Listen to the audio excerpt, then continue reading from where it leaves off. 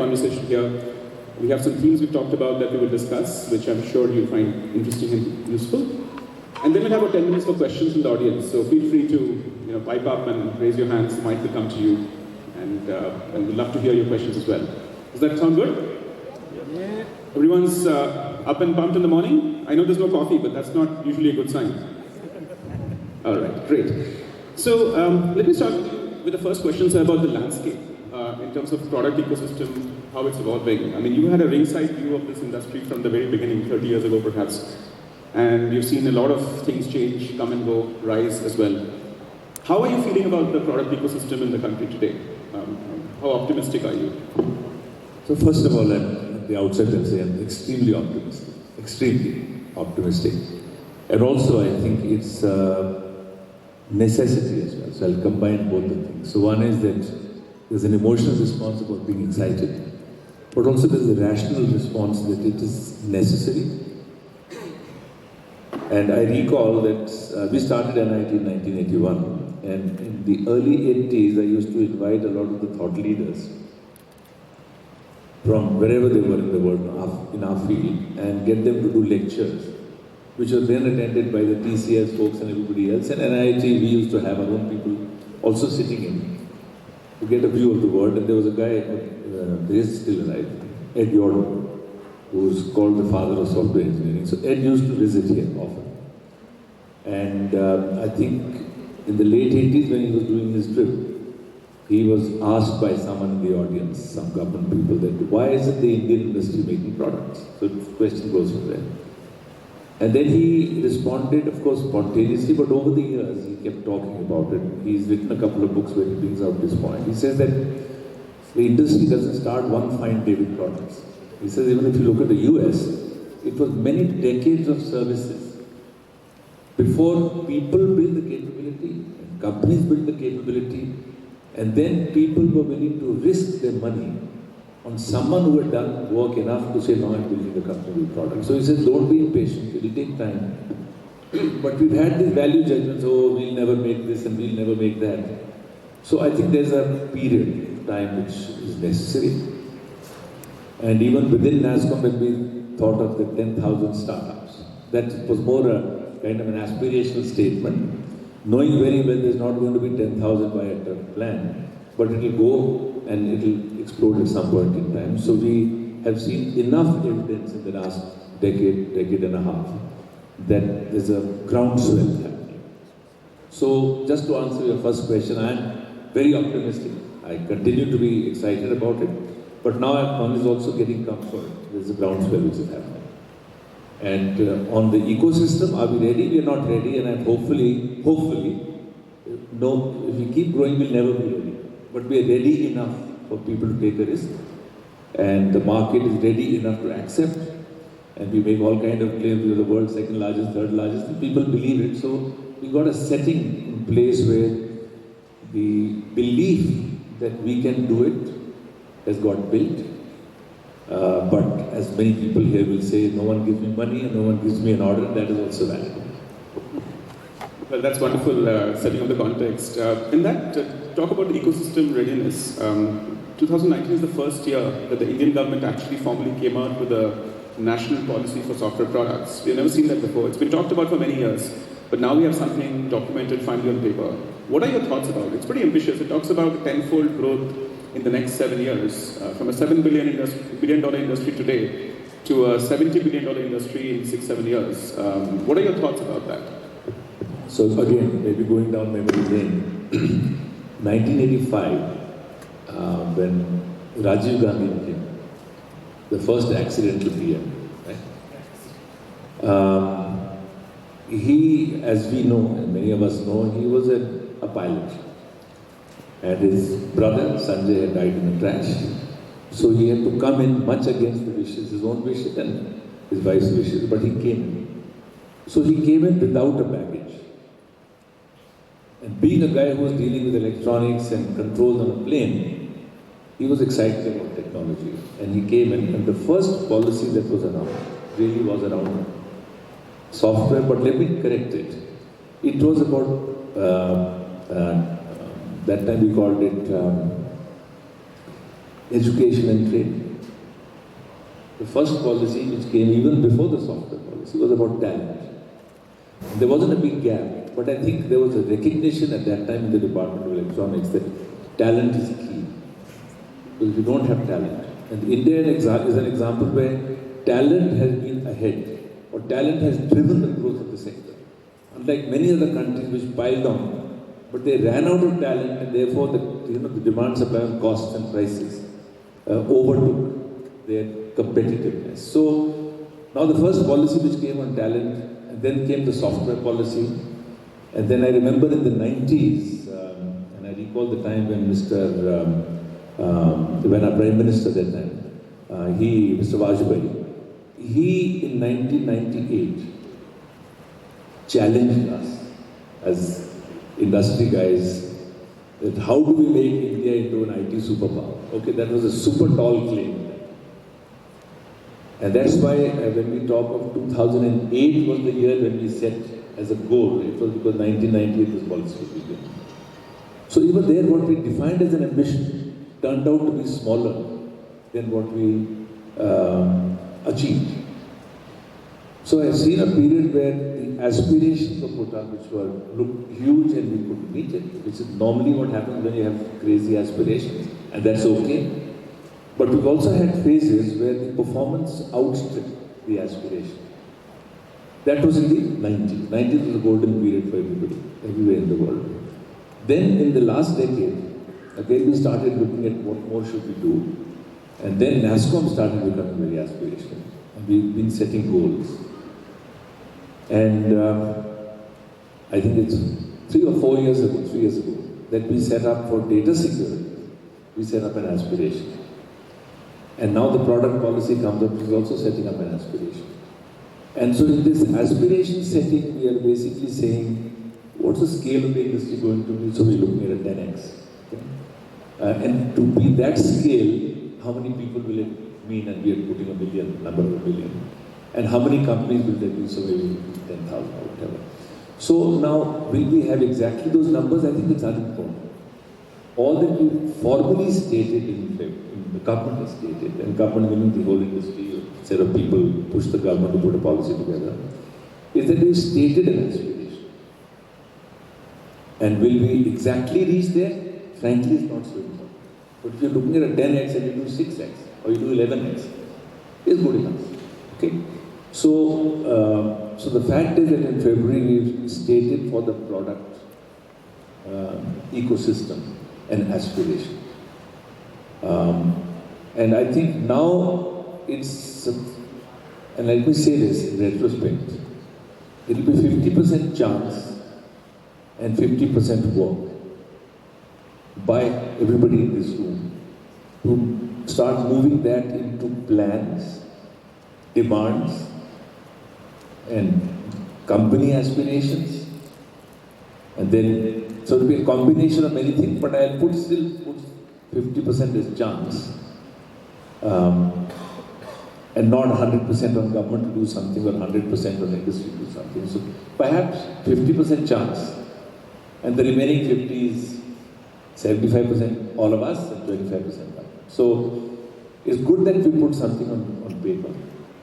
And to me, I think that's a starting point for many people in this room to set their own aspirations for their companies. So I think it serves that purpose of saying which way are we headed and what looks like a peak to go to. That's great. I think that's that's kind of setting a North Star and trying to walk in that direction, and then the question becomes whether you achieve even 2/3 of it or a little over achieve. That's all, a function of how things will unfold. Interestingly, I think all of you should probably take a look at the policy. It's available on the Department of it's MIT's website. You can Google it and find it. I think it's a great way to kind of see how the government is thinking. One of the interesting thought process behind it also is that our import bills and technology have been very high.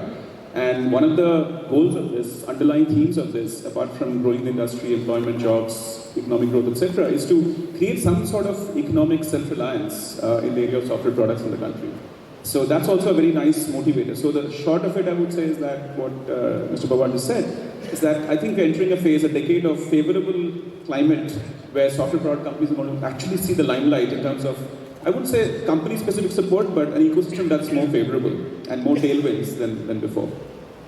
So moving on to areas that most entrepreneurs work about all the time, which is growth and market access and what segments to focus on. I want your thoughts on how NASSCOM and in general we seem to be making big bets, taking big bets, rightly so, in deep tech areas, for example, AI, machine learning, fintech, blockchain, cybersecurity, etc. And we're also taking sectoral bets. We are saying that technology will evolve through a verticalized approach. Like in fintech, we have a great story which we'll talk about in India. But then we're talking about health tech, we're talking about agri-tech, we're talking about automotive tech, all of which seem to be showing early signs of promise.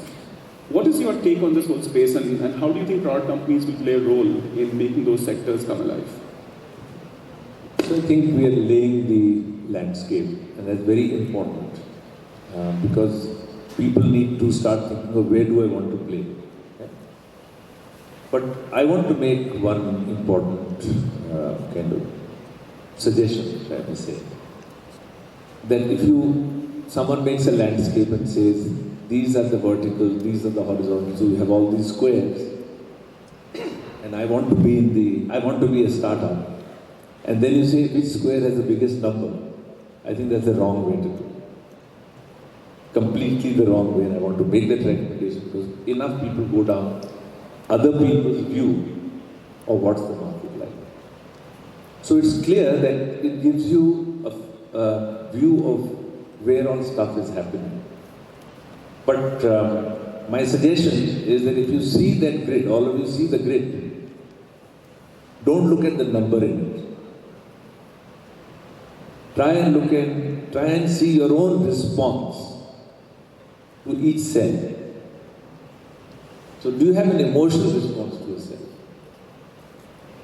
And that will come from your life experience. So if, for example, you have, folks related to you in the rural area, which many of us have, and you've seen them struggle with agriculture issues and so on, that will not surface if you list out in descending order the size of the opportunity.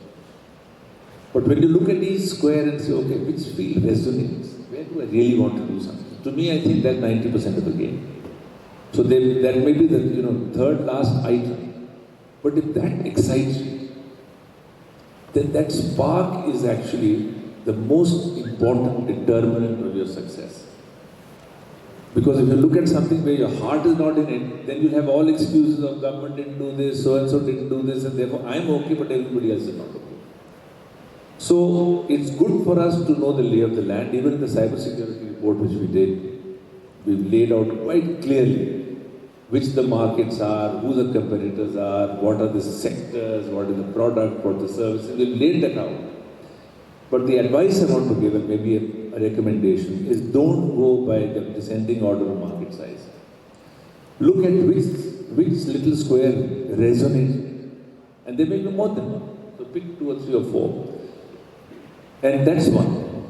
And second then is that quite clearly you should have some understanding of that space, right? But sometimes even if you have no understanding of the space and it really excites you, you'll acquire the understanding of the space. So I'm saying use that as a large sheet of paper and put circles around what excites you and then get into the space. That's such a wonderful guidance. It reminded me of 2 books actually, or 2 people. One is Jim Collins' book in which he says that draw these circles, overlapping circles, and one circle should be what do you really love doing. That should be the important circle that you draw. And the other circle you draw is what do people tell you are really good at. And you draw those 2 circles, the intersection set is where you should operate. Right? What you love to do and what people say you're good at. That's exactly the 2 points you made. Incidentally, I went to the University of Michigan, so when C.K. Prahlad was the reigning king of strategy, and he used to always say that don't pick a problem to work on based on the market size, pick a problem based on where you think you have an unfair advantage. In other words, you have a competence, an insight, connections, network, where you can start off much faster And once you get going, it's harder for others to catch up because they don't have that unfair advantage, right? So I think those are the kinds of themes that, I think are really helpful. And thank you for bringing out those points because... And therefore the exercise I'm giving everybody here is tonight, if you're a late night worker, or tomorrow early morning if you're an early riser, spend about 10 minutes asking yourself that the field that you're in, how much does it excite you? Seriously. And I leave a phrase here which I use extensively now, is the appointment with myself. How often do you do an appointment with yourself? We do with a dentist, we do with a lawyer, we do with startup, we do appointments with everybody. We don't do an appointment with oneself. And that's a 5 or 10 minute appointment, 4 days a week, maybe every day. So your first appointment with yourself, I've given you an exercise. Does your heart really resonate? Well, let me tell you, it's not easy to find this. It's not easy. It took me many years to explain why were we doing education. It took many years. Me and my co-founders, and we realized, Vijay, myself, Rajendra, Arvind, that we really enjoy seeing people grow. We just enjoy it. Took a long time to uncover that truth. So you jumped into something. Those of you who jumped in and you discover that that's really what you love, you already have a head start. But if you look at it again and again and say, I did this because someone told me, or someone made a lot of money in this field, or all McKinsey studies show that this is a high growth area, that may be fine. Then ask the second question, does it resonate with you? This is an important exercise I want to leave for tonight or tomorrow morning. That's wonderful, thank you. So moving along to this slightly deeper exploration of this idea of, we're clearly seeing a tendency towards COEs, clustering, and we believe that clusters create better industries. And I think worldwide we've seen clustering as a phenomenon, right? So let me talk about two interesting clusters that seem to be currently, sort of popular. One is the sector, fintech. So I sit on the board of NPCI and I head the National Fintech Innovation Council, and one thing we've seen is with UPI, Unified Payment Interface, which is a very simple, open, public API to access payment infrastructure. It's unleashed such a humongous amount of growth in the country in terms of fintech, startups. In fact, there are 200 or 300 fintech companies and banks running on UPI now, which is an enormous success in the last 5 years. We have gone from, I think, 1 million transactions a month in December 2016, right after demonetization, to 1 billion transactions a month this June, in a matter of these last 3 years. And the plan is to go to 1 billion transactions a day in the next 2 years, right? So it's just an enormous, unbelievable growth.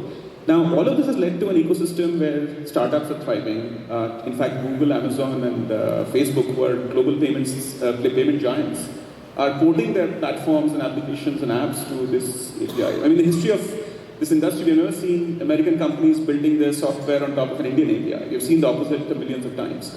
So that's begun to happen. So, and then with that has come capital, with that has come interest globally, and any global fintech investors willing to plonk down money for Indian fintech companies. So it all started with a simple idea that there is a common UPI kind of interface, that's an interbank payment transfer system, which can unleash so much, of an ecosystem momentum. I'm curious to know what you think are the other sectors like that in India where we may have an unfair advantage, where we can, with its health, with its automotive. I want your thoughts on that. So I think, first of all, like when we say UPI, there was a lack of capacity to do very small transactions in a financially viable way, globally.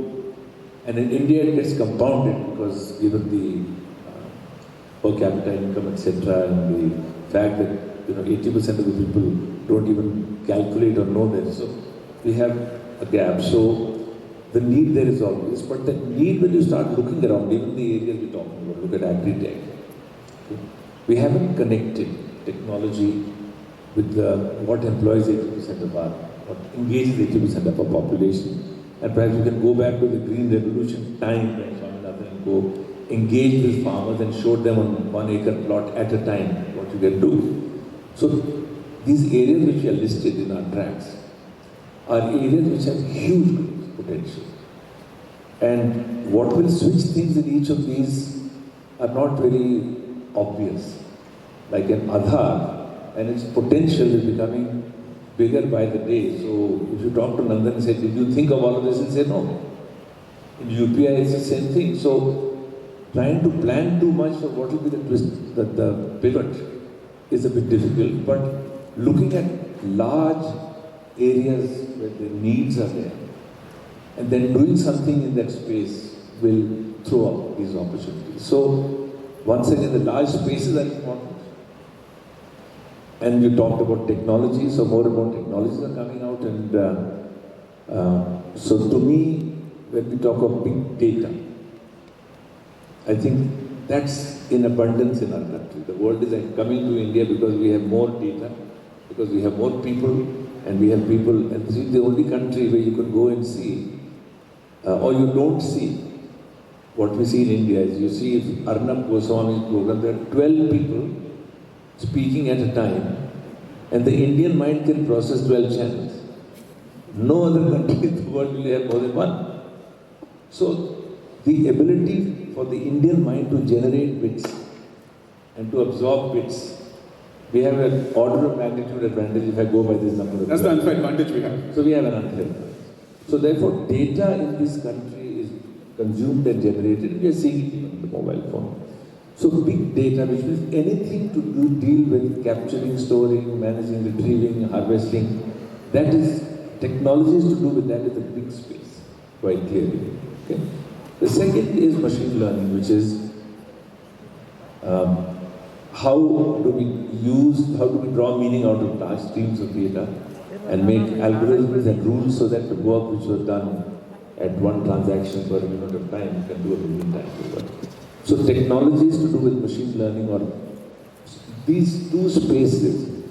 And the third I'll add is IoT, because it suddenly connects all of us with the real world. To me, these three are very promising technologies. So you have a good thing of the verticals that I love to work on health, because health is an issue, resonates, or whatever else. And then few of these areas, not one or two or three. So things around these will be where we will have an unfair advantage, and we have a huge opportunity. So that could be a way to look at things. Wonderful. I'm sure you guys are all taking notes because it's such so much great insight that's flowing here. On that note, cybersecurity, huge focus area for NASSCOM, for DSCI, where you were the chairman. Interestingly, Hyderabad was chosen as the location for the most recent Cybersecurity Center of Excellence. Any thoughts on what you want that COE to achieve? What's the vision? And also, why Hyderabad? Why Telangana? Why was that picked to do this COE? So first, let me talk about cybersecurity. Has anyone in the hall seen the snippet that we created of Prime Minister Modi when he was into the first year, the last term, when he came to the silver anniversary of NASSCOM and he spoke? Has anyone seen that video? 1, 2, 3. Okay. So I guess if we can make that available to everybody, and in DSCI we use it extensively. So he's one of the better storytellers in the country at this time, Mr. Modi. And he built a story that way for us. And I'll go back to that because that's the genesis of the need to look at cyber seriously. And I continue to believe that story. And then I'll tell you how it happened and why I did it. So what he said was, he obviously, like all the leaders who come into NASSCOM events, they praise the industry for what we did, and we should feel proud about it, because in the 90s, I think we really had great opportunity, and we leveraged it well. And so after praising the industry for doing what we did, then he said, now I keep hearing your own industry people saying we haven't built a Google, we haven't built these things. So is it a defect in our system that we can't build these? Or is it that the time has to come? So is NASSCOM thinking about where will we do such things? And he said, I believe you will. And he said, in this, he had been PM for a year, less than a year. He said, in this period, I met about, he named some 30 leaders of countries will come and met him. And he said, I made a practice quite early on that at the end of my meetings, I would sit with the guy, either in the garden or you'll notice that he does some quiet chats. He says, I asked all these guys, I've asked all these guys, what keeps you awake in the night as the head of your country? 2 or 3 things. He said, it's uncanny that out of the 3 things people would list, the one thing which all of them mentioned, almost without exception, is cybersecurity. So he said, tells me that there's an unsolved problem globally. So, do you guys want to pick up this area? Number 1. Then he said, the second part of the story was even more humanized, you say. He says, imagine that X years later, you're traveling in sub-Saharan Africa somewhere, and there are 2 children running around playing something with a mobile phone in their hand, and they go to a shop and they're making a transaction of 1 rupee equivalent, right? And they're poor, they have very little money. And you ask them, that, how do you do this? And he says, well, we do a digital transaction. And you ask them that, oh, your money's in the phone, can't somebody steal it? Aren't you worried? And you'd like to hear that child say, no, the cyber security, this is done by India. Now, I think this kind of storytelling is another inspiring method to help us to recognize opportunity and then try and place our role in it. So all of us got very excited. So we promptly created the task force to look at this opportunity, and that led, after a fairly serious amount of work with, I think we used Pricewaterhouse as a consultant, to put together a map and so on and so forth. So, since I had just finished my term as chairman in 2011-12, and then this happened soon after that, a couple of years after that, so I chaired that committee. And then as part of the report making, we decided to travel, and so we did cover a number of countries, but we took a delegation to Europe. That wasn't fitting in. We went to Israel later. We presented actually the report in Israel, which is a benchmark example.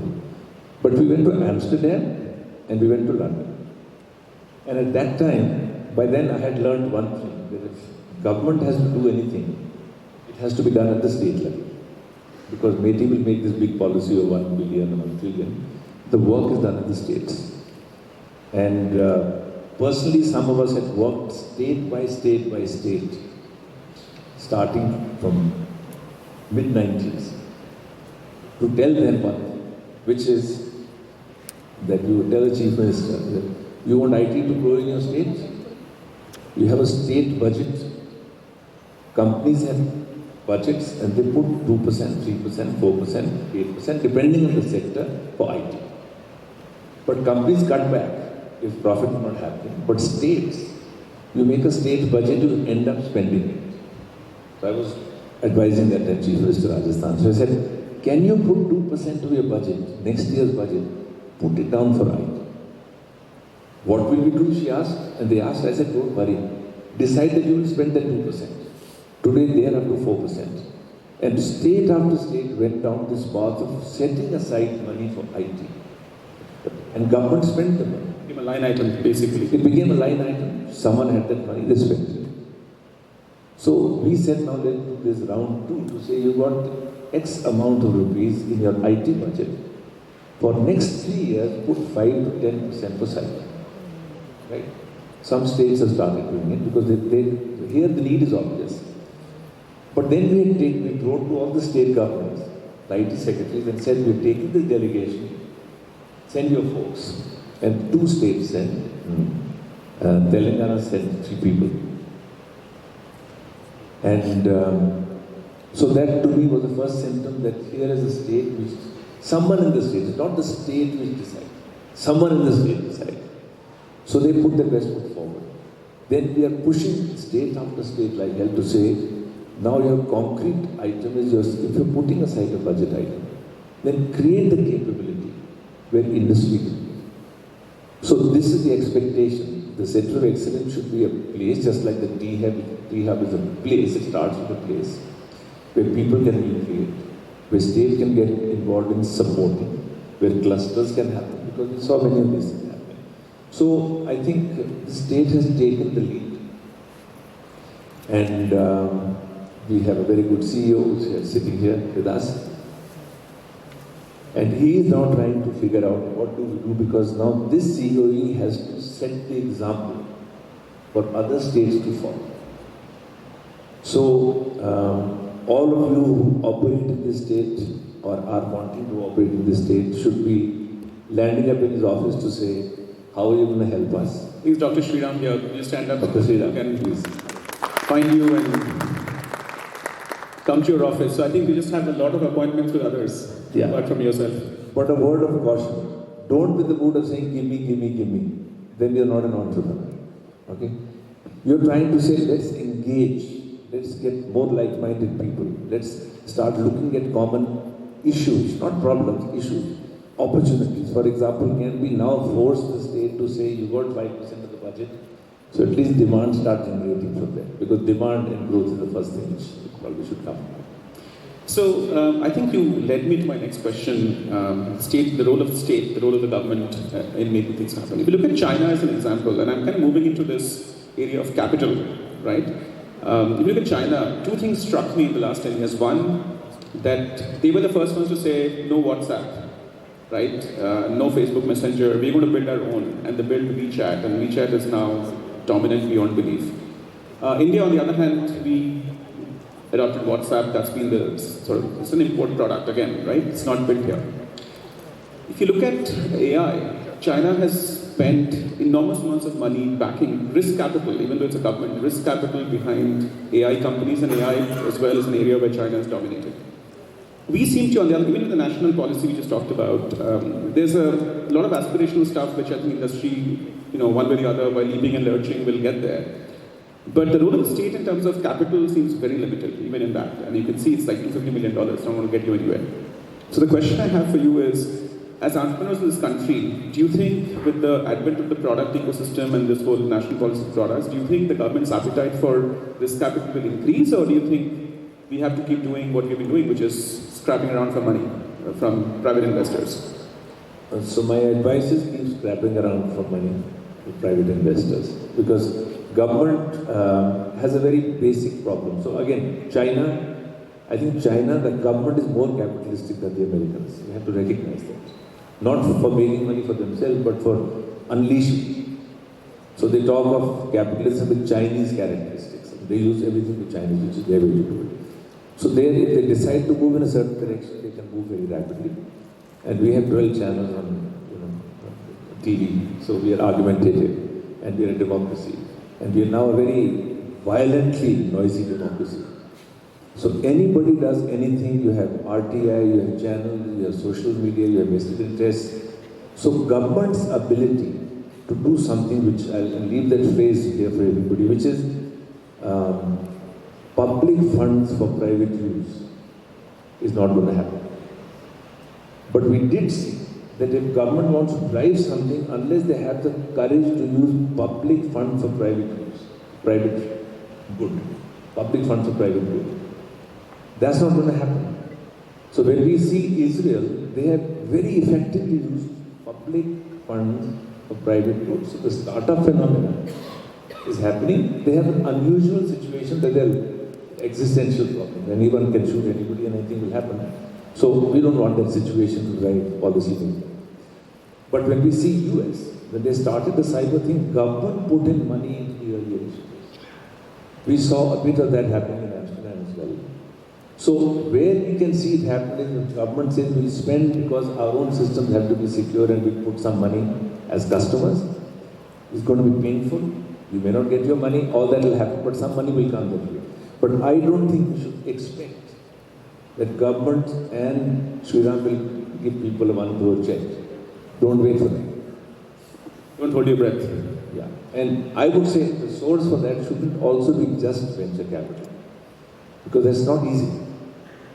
To me, the source should be your first 3 customers. First 3 customers, even if you're making a technology tool. Your first 3 customers, of whom one will fail, one will succeed, and one you won't know what. And the one you have to try and get money from all 3 to survive. Well, excellent guidance. I think very pragmatic, for sure. I must tell the organizer that I've run out of this monitor has died a while ago. So how much time do I have? 2 minutes? All right. So I have 2 questions which I can ask, or I can open for the audience. But maybe I'll ask one of them. I don't have time for both. This has been a mesmerizing conversation. I must thank you for it. I personally am enjoying it so much and learning. Now, the one thing that I talk about, is the other axis, which hardly gets talked about, is the journey of a CEO and a founder, which is really quite, hard to describe to people who haven't done it. You mentioned also, Prime Minister said that, he was meeting state heads who were asked the question, what keeps you up at night? So I'm sure every CEO has things that keep them up at night. I want to ask you, as a successful entrepreneur, what are the things that kept you up at night when you were like one of them in the audience now, trying to build a company? Yeah, so I guess in retrospect I can say that what we ventured into turned out to be something which was very close to our heart, though we didn't state it like that. So we stayed up in the night getting excited every time about what more we can do in that space. Right? Also, we were fortunate that that time was the services sector phenomena where cash comes early. In education, cash comes early. So we didn't have a cash flow problem. You go to a school and admit your child, you first have to pay the fee, right? That's changing now, but what used to keep us awake was usually another new idea on creating value for a customer, right? That's good luck, I would say. We did run into a need for cash, and the story which I want to tell very briefly is when we went to a bank, they couldn't put us in a category. Which industry are you in? Was the first question. We were trying to set up a trading company. They said we don't have an industry sector. So when we launched NIIT, it was in Computer Society of India annual convention for NASSCOM in Chennai. We were saying this is what we're trying to do. At the end, the guy walked up, elderly person who happened to be an executive director at Indian Overseas Bank. He said, you guys are doing something very interesting. So who's financing you? We said, nobody, we are doing it. He said, come and meet me. So the first few lakhs we got. Then we realized we needed more. And then he said, look, we don't have a category, so just we have some little budget for experimentation. Then the second interaction was with an interesting guy, all of us know about him now, is K.V. Kamath of ICICI. And he and another person, that lady, they were sharing a cabin at that stage when we were looking for money. And we went to him and said, this is what we want to do. So he said, there is no category, but we create one. And I went and met Mr. Babu, who was a brilliant founder. He liked the idea. And then they said that, look, you will have to, there's no category for this, because you're not in the industry. Can you guys put a story which makes you look like a manufacturing industry? Because there's a new policy government is making to do bill refinancing for. So can you believe it? We sat down, Vijay and I, and we said we are producing learning units in our factory, which is the classroom, and people pay us money for it. And then stretch our imagination, they said, yeah, the idea is good, will probably qualify. So the conventional rules of running after venture capital guys who have more startups than they can fund is that you have to put all your energy. And I'm not saying you shouldn't. But for funding, I think you'll have to be really innovative. When we started our China operation for education, I was surprised by the number of youngsters who showed up. And so I used to ask them, who funds your education? So they would say joint venture. This is now late 90s. So I said, joint venture goes on. So they would say, my uncle or my aunt or my something. So I said, what does it mean? He says, they have given me money on the understanding that for the first X years, X% of my salary will be gone. So where you get your money from, be unconventional. Surely once you get bootstrapping done and your story starts being successful, then people want to give you money. So I'd like to just That's a fantastic story. In fact, I say the two things. In fact, all of you should read this book called The Hard Thing About Hard Things by Ben Horowitz. Has anybody read that book? CEOs should read it, must read. The Hard Thing About Hard Things by Ben Horowitz. Amazing story. It's about the life and mind of CEOs and startups and all the struggles you have. I don't have time to get into it. As you can see, the buzzer's gone off. But the two things that come out, one is resilience, other is creativity. These are the two major foundational things that hold you together as a CEO and make you succeed. Should we take a question or should we stop here, Shaitan? Okay, we'll take one question. Privileged one question will be allowed for lack of time. But yes, right there. First mover advantage. This is, with a blue shirt here. Yeah. Please go ahead. So the question I have, you talked about a lot about this, the government doing spending and people doing the private investments. The question I have is that why the private enterprises do not have budgets for R&D? Why in India we don't do an extensive R&D, right? So individuals who don't have money, they probably would feel afraid and all. But corporations, these service industries, which now have a lot of money, but why they don't do seriously invest in R&D? For the name's sake, they may have something, but got the question. We got the question. Yeah. So there's a long answer which I won't give because that's a philosophical answer, which is that we've had 200 years of colonization, which has troubled our self-confidence. And people, social scientists will tell you that if you had a troubled identity as a community, don't expect it to change overnight. But it's changing rapidly. The younger generations are far more self-confident. And if you're doing research, you're at the cutting edge, you're where no one else is. And you need a level of self-confidence as a mind to be able to breach new areas. This is a philosophical answer, and therefore it will take time. Second thing is, since we were a closed economy, and there were licenses given, if you needed 10 pairs of shoes and there were 4 people making to get a license to make 2.5 each, there was no motive for creating new things. And perhaps that was necessary when we started off as an independent country, but we should have got out of that perhaps in the 60s or 70s. We should have dismantled what were then the temples of public sector. We should dismantle that because we were building a structure. We should have opened up for competition. This country opened for competition not by choice. All of you or many of you remember, it was because we became bankrupt in 1990 and we wanted money in 1991. So the World Bank and everybody said, we will give you money provided you open up. And we opened up, and after that we know, fortunately, because the 90s was a great period for the world, that is when competition started. So we didn't have a need for research as a nation. And therefore, there was no need for PhDs. And therefore, there was no need for a master's program. And therefore, the bright people after the first degree ran off wherever they were valued. Now we're trying to get them back. So the good news is the trend is changing, but don't expect it to change overnight. Right?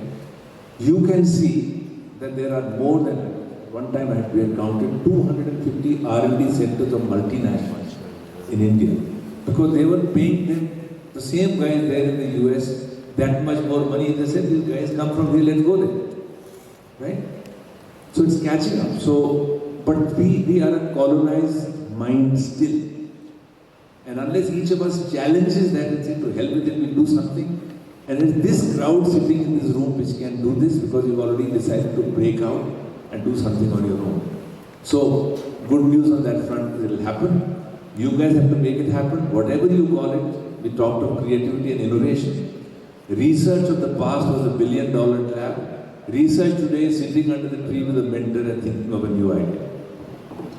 So as they say, there's a famous saying that overnight success takes a hell of a long time. So I think that's really what you're referring to. So thank you very much, and I'm sorry, I think we ran over a bit, but hopefully you guys enjoyed the session, and thank you, Mr. Pawar, for such an enlightening conversation. Thank you.